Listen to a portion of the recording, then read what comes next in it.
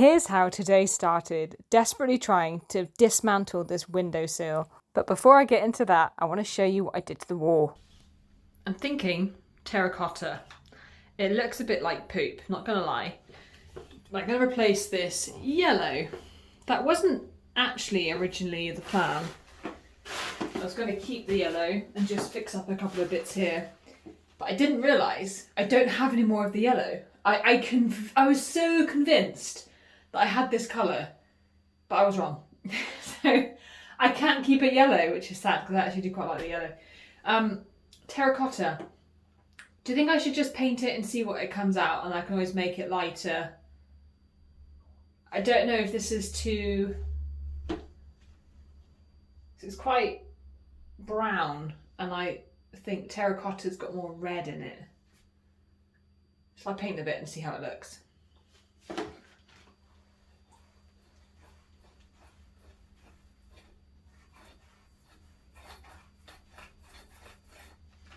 What do you think? Maybe look at it from there. Oh, I don't hate it actually. Yeah, I might do it. Okay, I think I'm going to do it. Now, I don't want to spoil the surprise, but there is a little bit of a plot twist with this paint that I will tell you about in an upcoming episode. To fully cover the yellow, I ended up doing about 4 coats of this terracotta reddish colour. And although it's quite a small area, it's very fiddly with lots of little bits to get into. I bet you're wondering how I get behind the toilet.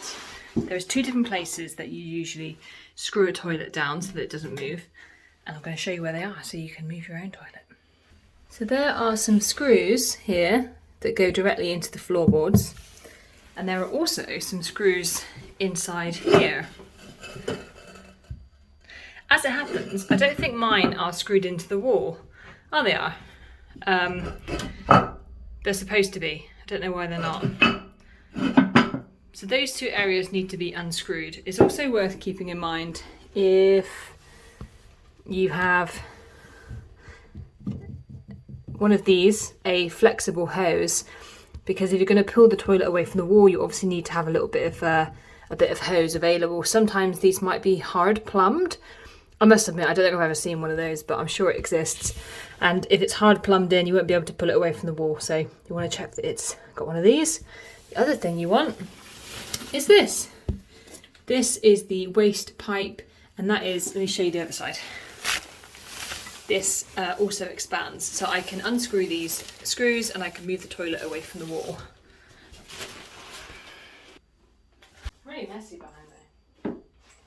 Not sure what I expected, but isn't that? Do you want to have a look? I know you do. Ew, it's all dusty and gross. But yeah, you don't need much space. If you just pull it away a tiny bit, you'll have enough to get behind there. Then you can screw it back when it's done. That's how that looks. That extended hose. And then the flexi hose that side.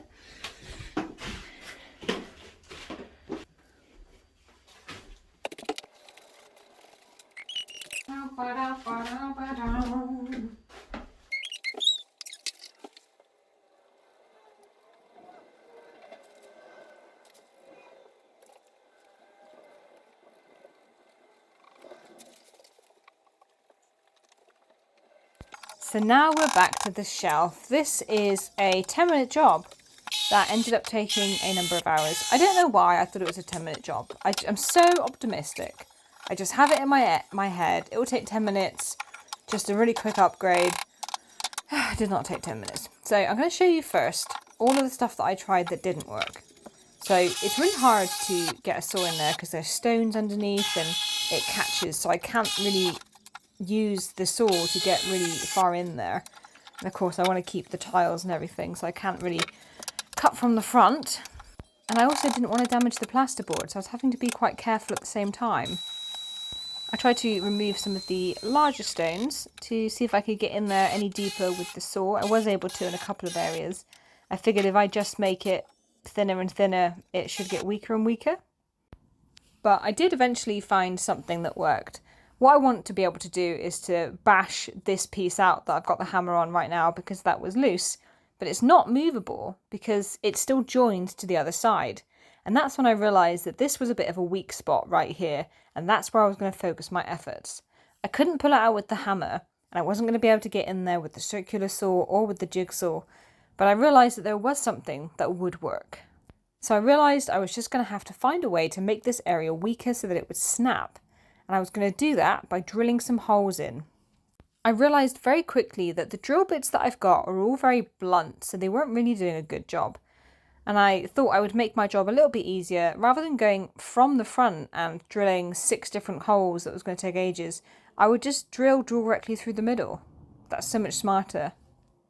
This took a little bit of time with my blunt drill bits, and as you can see there, it's starting to smoke a little bit because I'm practically starting a little fire. But it does eventually work, and I'm able to get through all of the material and snap it in half. After I bored out the centre, I just got my hammer back to see if I could try and wedge these 2 pieces apart, and it snapped fairly easily.